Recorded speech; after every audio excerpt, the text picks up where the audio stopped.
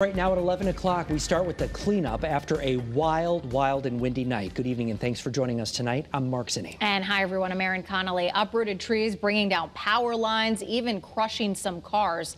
At one point, there were more than 16,000 customers without power. And right now tonight, we have team coverage for you at 11. Chief Meteorologist Mark Dixon is standing by. But we do want to start with Channel 3's Christian Colon. He is live in New Britain, where the storm really made quite a mess. Christian?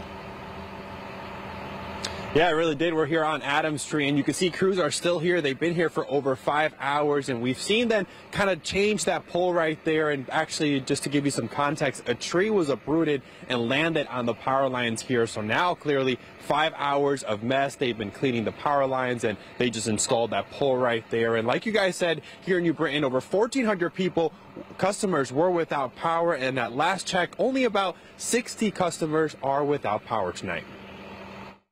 The strong wind and the rain brought down multiple trees across New Britain. On Lawler Street, a giant one crushed Jeremiah's car. From what I'm looking at, the car looks like a total loss. We got windshield damage, we got body frame damage.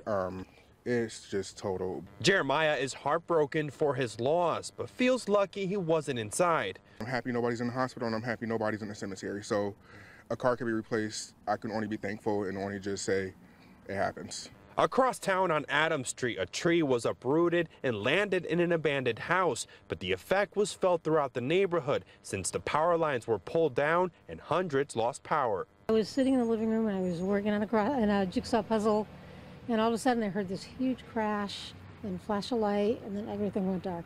Some kick-started their generator, others pulled out their flashlights like Chris. I heard a big bang. Naturally had me concerned. I went outside to look. I didn't see anything obvious in my area. Lights flickered off in my house, came on for a second, and then naturally they went off again.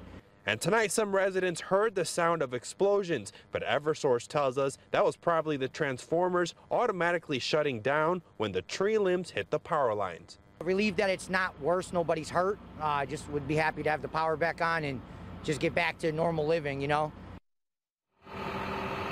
And according to Eversource website, there are still about 7,000 customers without power tonight. Eversource also tells us that they do have crews going across the state just to check those crews and hopefully get the power back on. But if you want to check the latest status of the outage near you, you can go on their website. In New Britain tonight, Christian Colon, Channel 3 Eyewitness News. Yeah, it's really